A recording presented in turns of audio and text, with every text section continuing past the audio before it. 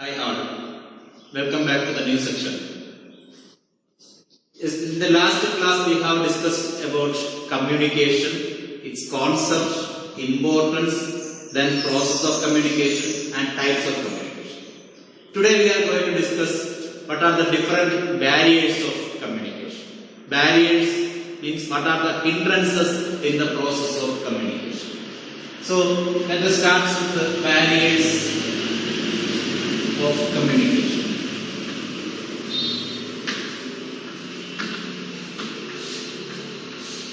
Barriers of communication. In a broader sense, we can classify the barriers of communication into four different categories. They are semantic barriers, then psychological barriers, personal barriers, and organizational barriers. Four barriers are there: semantic, psychological, personal, and organizational barriers. Okay, first let us start with the semantic barriers.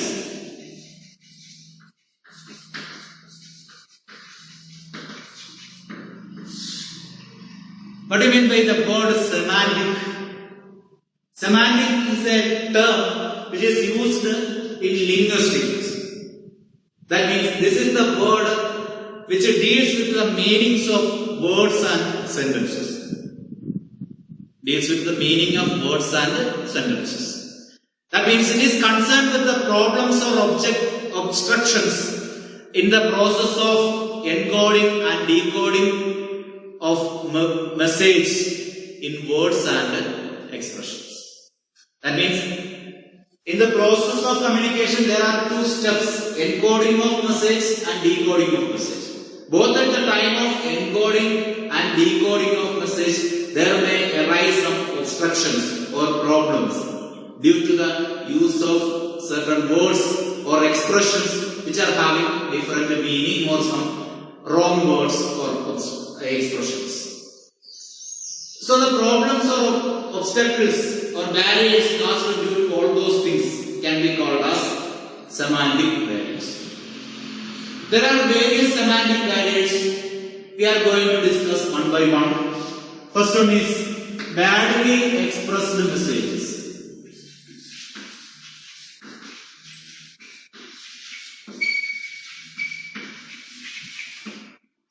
Badly expressed messages. That means due to some message which are at the time of conveying, it may be expressed in a bad way. That may be due to inadequate vocabulary or usage of some wrong words or omission of some needed words, etc. In all these cases, the message may be expressed in a wrong way. Okay, so such a type of barriers are called semantic barrier of badly expressed messages. The next one, we can say that symbols with the different meanings.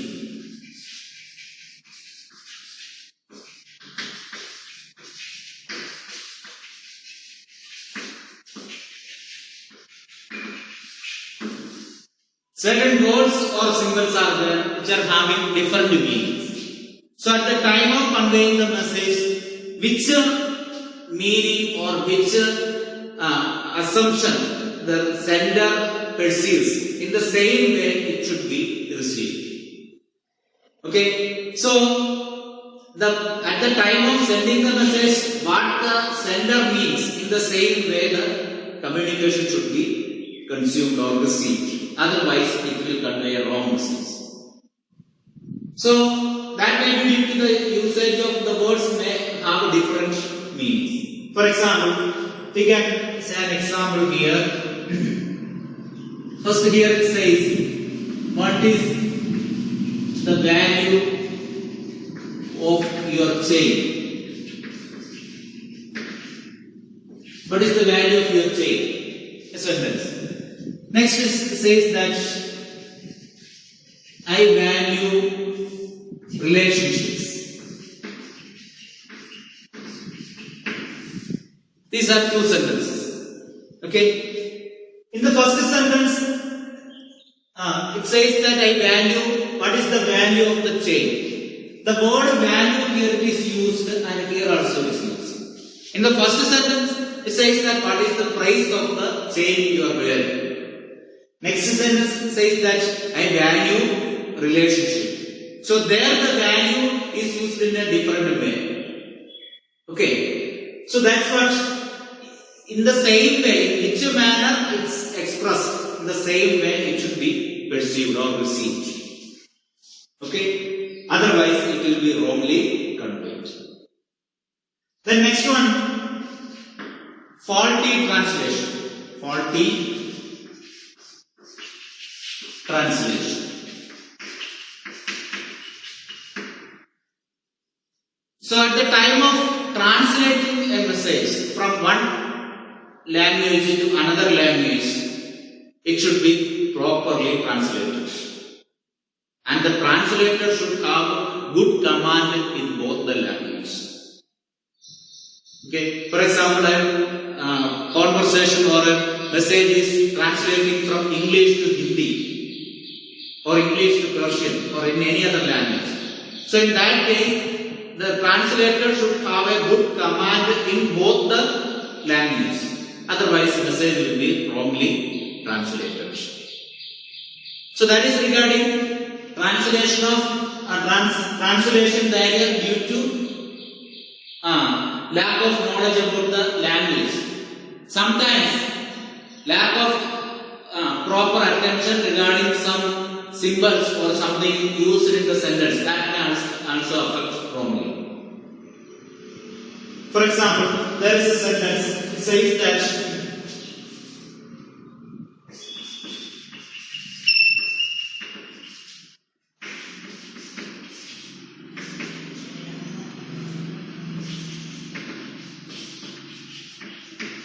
see, this is a sentence. This is a sentence. That means we can consider it as a judgment. And judge says that hang him not, let him free. Here the comma is given like this. Hang him not, let him free. Suppose it says like that. That means the judge while delivering this judgment, he says this sentence, but at the time when the typist types that judgment, he put the comma instead of here, he put here. What will be the fate of that conviction? Here now it says that hang him, not let him free. That means a convict, that is who has to be let free, is sentenced for death now. Understood? So that is the problem if we place a comma, a single comma in an alternative place. Understood? So that's what, this is the problem of translation. Then next you can say that some technical jargon. Jargon means some words or assumptions, or words, we can say that words. Technical jargon means use of some technical words. That means a person who is technically qualified using a word, technical word in his message, and if not properly conveyed to the receiver may get in a wrong manner. For example, you may be heard about cookies. An internet professional or programming expert uses the word cookie. So that cannot be conveyed in the same way to the layman. For him, cookies means some other things. Okay, so that the word, it should be, the technical words used in that message should be properly conveyed, otherwise it will act as a semantic barrier. The next one we can say that bad body language and gesture people. Body language.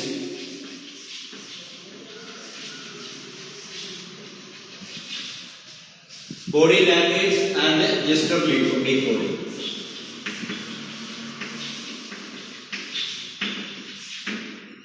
While communicating, The body language of the communicator or the sender also is a very, very important.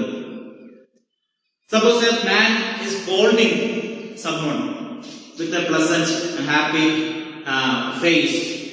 That holding may not be conveyed in the same sense. Understood? So, at the time of giving an order, the expression of the sender of that message should be having that much seriousness. Should have that much seriousness. Otherwise, that message may not be, that order may not be properly conveyed. He should not either give the order like a request. So, if it gives like that, it will be wrongly taken by the receiver. So, if there is no match between what is said and what is expressed, if there is no match between what is said and what is expressed in body movements, the communications may be wrongly perceived. Okay, communication may be wrongly perceived. So, what is said and what is expressed should be tallied. It should have a match. Okay, otherwise it may be wrongly expressed. Understood? For example, you can say, there is a sentence.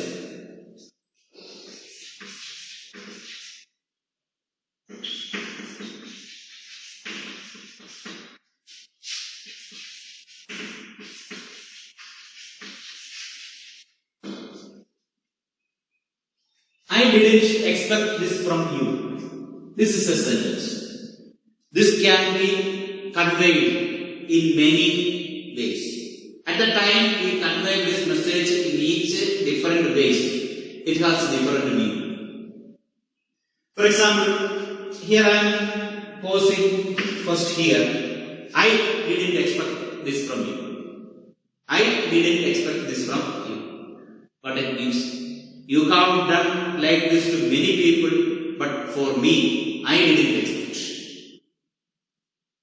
Okay, so that conveys in a certain message, in a certain way. But next we are saying that I didn't expect this from you. Here I am giving a pose. I didn't expect this from you. But it means you have done many things to me, but this I didn't expect.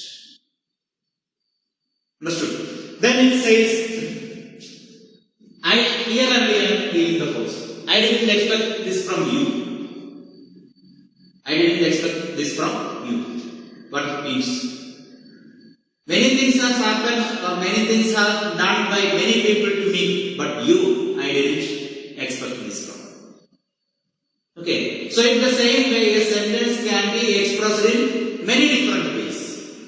So that depends on where we are giving the pose first. So at the time when we communicate this type of sentences or this type of statements, we have to pause at the way where we have to give stress. Otherwise it will not be properly communicated. If we communicate this in a written manner, the receiver may assume it in any ways. We cannot find a fault with the receiver in the case of a written message. But this type of sentence, while telling that it is the role of the sender to pause that where it is needed to convey the message in the same way as he means. Okay? These are the semantic barriers. Now we are going to see what are the psychological barriers.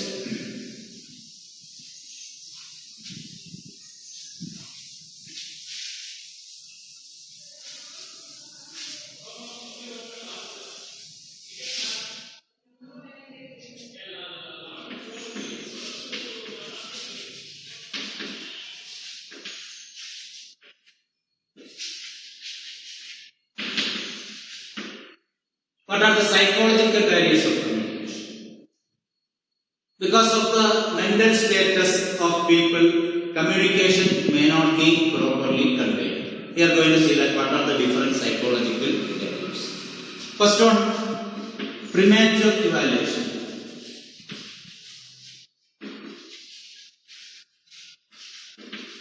premature evaluation. That means sometimes people evaluate the meaning of the message before the sender completes his message. Sometimes the people evaluate the meaning of the message before the completion of the message. Such problems can be called as premature evaluation. For example, there was a language teacher who used to read the sentence from the textbook and explain it. So one day, while reading the text and explaining, at the last sentence of the page, at the last sentence of the page, it was mentioned like this: there is a sudden death if a camel bites. There is a sudden death, or it was written like this: death is certain if a camel bites. That was the sentence. Death is certain if a camel bites. So as a normal language teacher, he closed the textbook there and started explaining. He explained in such a way that he told that I had a friend in the last month. When he was admitted in hospital, and a message came to me. And when I reached there, it was telling that he was a chameleon bit him.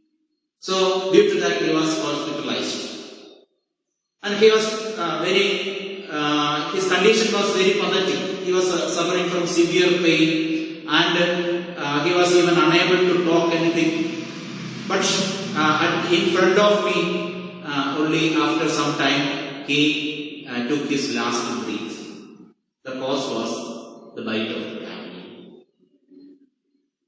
So he expressed it in all these ways, and he taken the book and turned the page and started reading like this: "Is a false belief." That means, what is the complete sentence? Death is certain if a camel bites is a false belief. See, can you imagine this condition of the teacher at that time? So far, so many that up to that much time he was explaining that if camel bites, death is certain. People will die in the very moment. But next page says that it's a false belief. That belief is false. So that is the condition, that sometimes we may take the assumption, we will conclude the message before the completion of the message. So if we conclude the message before the completion of the entire message, we will get a wrong message. So that's what we have to complete that message fully, and after that only we have to evaluate. It should not be a premature one. Okay.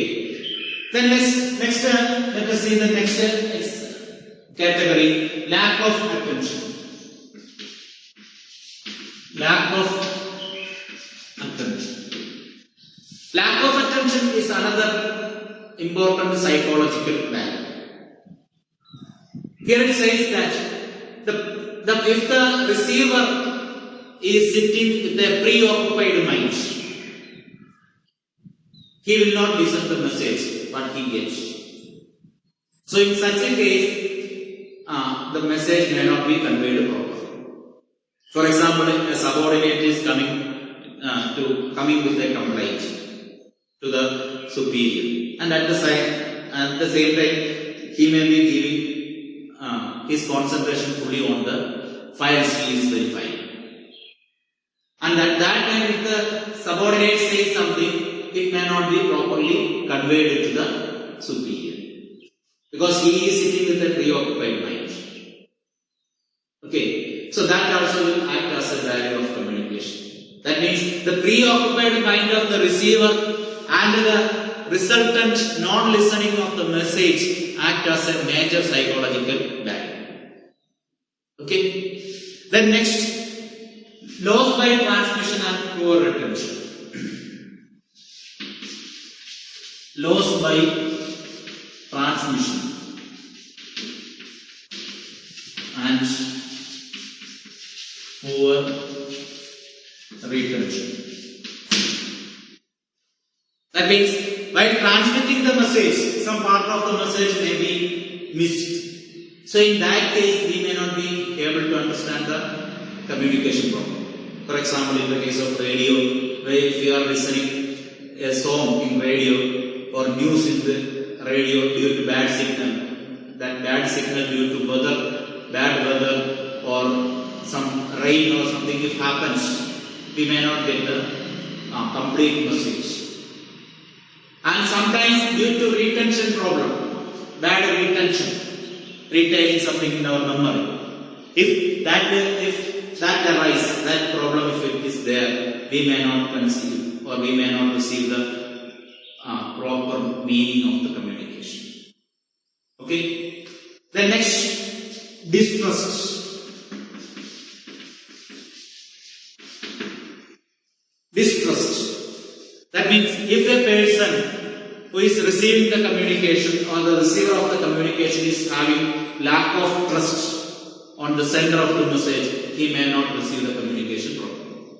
That means if the parties do not believe each other, they cannot understand each other's message in the original sense. Okay? If the parties are not believing each other, they may not conceive or they may not receive the communication in the same sense as what the sender means. Okay? So that also a psychological value. Then let us see the fourth one. Yes, third one, organizational values.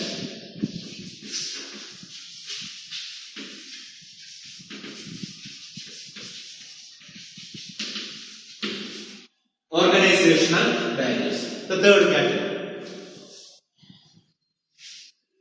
There are certain barriers which arise due to the organizational setup. For example, organizational policy.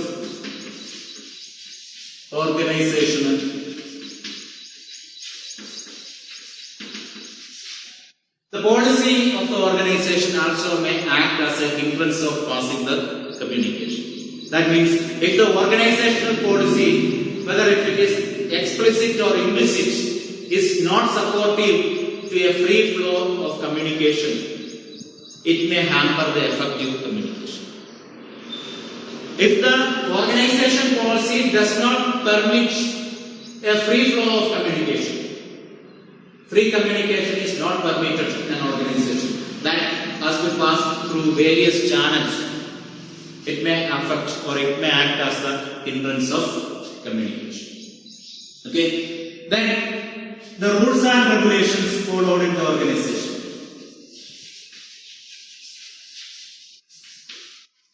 The rules and regulations followed in the organization is also a problem.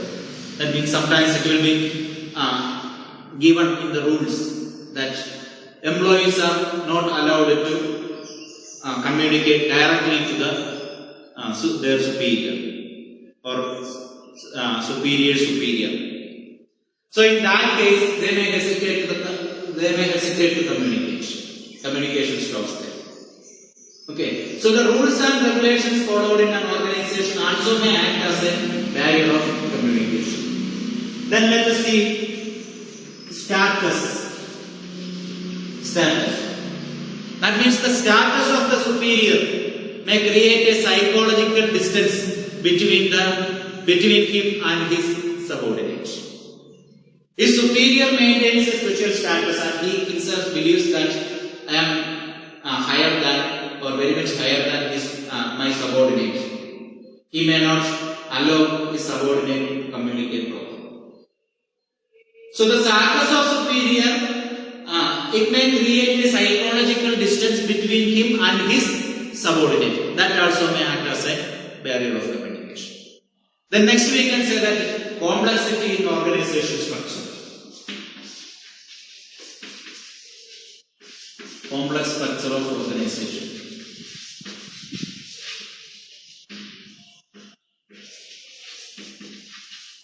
Complexity in organization structure. The complexity in organization structure, that means if the organization is not having a simple structure or complex structure, in that case, the employees or the subordinate may not be knowing that to whom, in which manner I have to communicate or convey my message or grievances, to whom we have to tell. So in that case, if the organization is having a complex structure of various departments and various managerial hierarchies, in all those cases, communication may not be properly done. Okay. Then, organizational facilities. Organizational facilities. That means the facilities provided in the organization also sometimes act as a barrier, because if proper facilities are not given or proper opportunities are not given to the subordinate to express their opinions or suggestions, the message may not be properly communicated. So, proper facilities should be given to extract the opinion or suggestions, complaints, etc. Otherwise, the communication may not be properly done. So these are the organizational barriers, and let us see the next category, the personal barriers.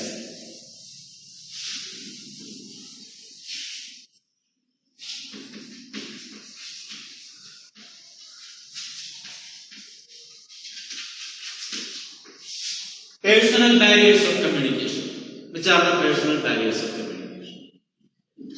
We can say, first one, fear of challenge to authority. Fear of challenge to authority.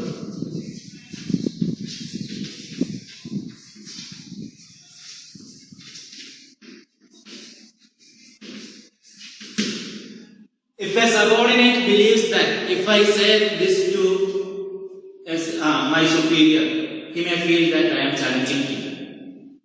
If I give a complaint, or if I approach with my grievance to him, he may not feel it properly, or he may feel that I am challenging him. Okay. So if subordinate has such a type of belief, he may hesitate to communicate. Then lack of confidence of superior on his subordinate.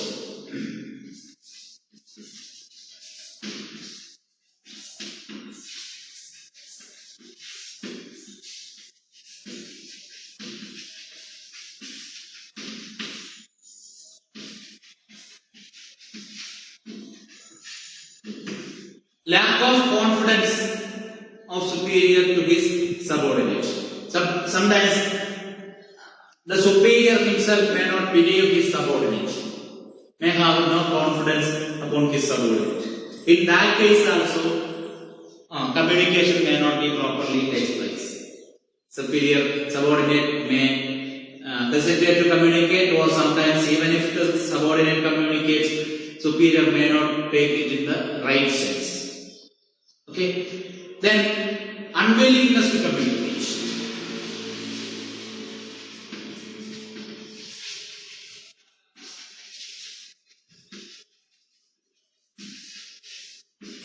Unwillingness to communicate. Sometimes people will not be willing to communicate. May feel that why should I communicate, or why should I send a message, or why should I say. Like that, if the people say or believe, they may not communicate what they intend to communicate.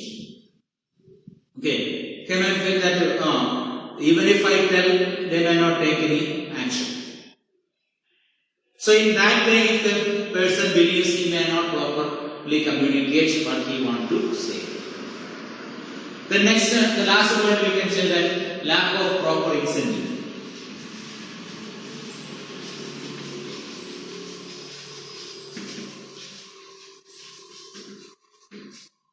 If there is no proper incentives or motivation, one may not communicate properly. That means even if a subordinate says something or suggests something, opines something, if he is not properly rewarded or properly motivated, properly induced, he may not convey what he wants to say. Okay, so these are all the personal barriers. So the barriers of effective communication, what we discussed are organizational barriers, psychological barriers, personal barriers, and semantic barriers.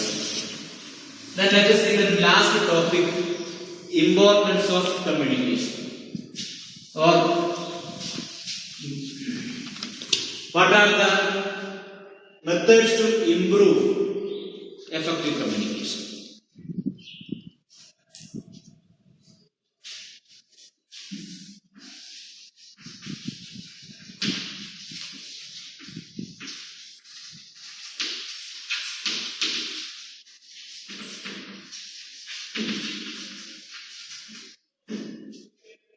Improving communication effectiveness, or what are the ways to improve our communication?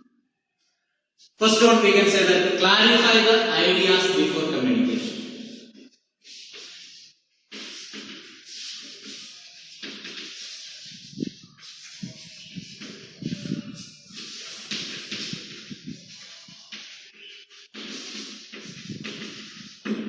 Clarify the ideas before communication. That means the sender of the message should have a clear idea about what he is going to communicate. First, he should understand what he is communicating. After that, only he can communicate the message in a proper way. So, before communication, before starting the communication or before sending the message, he should go through the message, what he want to say, and clear that concept. Then only he can communicate properly. Then next one we can say that communicate according to the needs of the listener.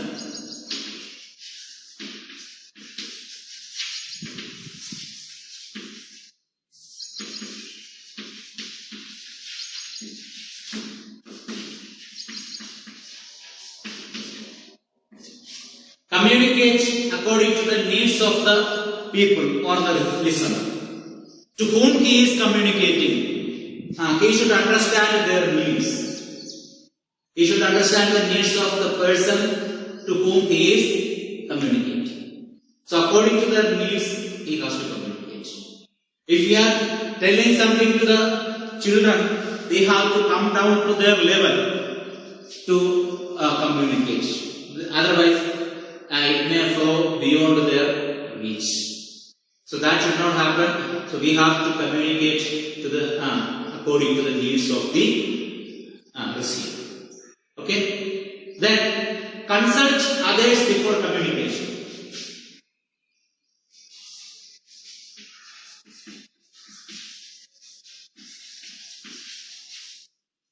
Consult others before communicating.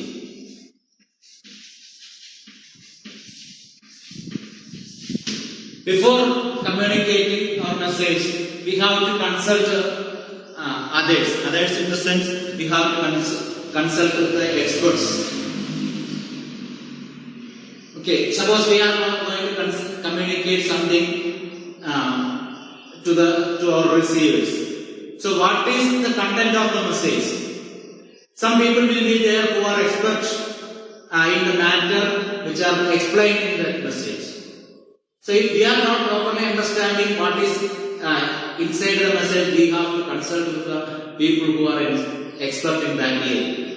After that, after getting the information or after getting the knowledge from them, we have to communicate to the receiver. Then next, be aware of language, tone and content of message.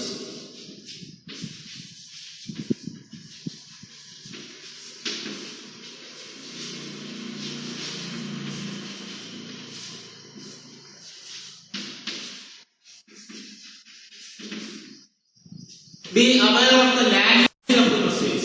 We should have a command about the language in which we are communicating the message and the tone we are using for conveying the message.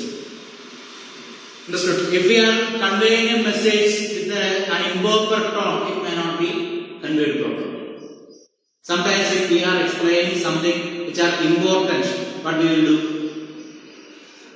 Instead of using a louder voice, if we reduce the voice to a minimum, so the receiver will understand that there is something important. So in order to, at the time we are telling something important, we have to reduce the voice. Then they will feel that it is important. And the content of the message also we have to be aware. The next it says that convey things of help and value to listeners. Convey things of help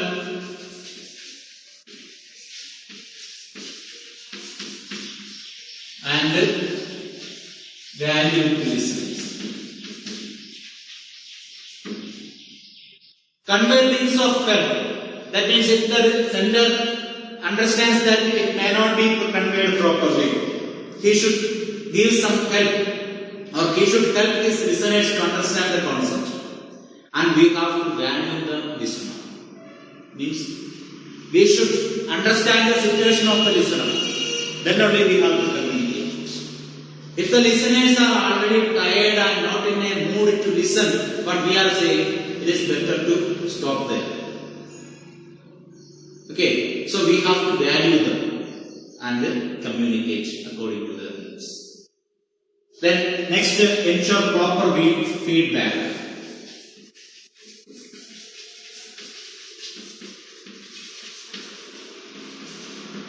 Ensure proper feedback. Means feedback we have told that the response of the receiver. We have to ensure that all are responding to the message. If somebody is not responding to the message, it means that he may not understand the matter being communicated. Okay, so feedback must be ensured. Then next we can say that communicate present as well as future.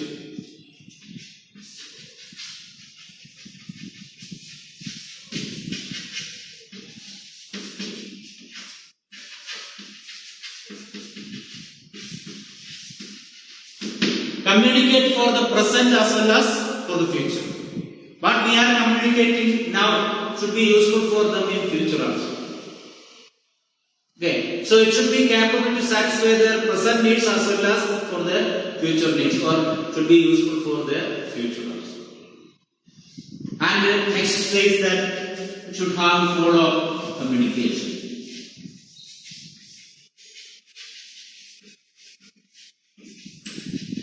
That means after passing the message also, we should ensure that they are understanding the message and moving accordingly. So we should have a follow after passing the message. And the last but not the least, be a good listener.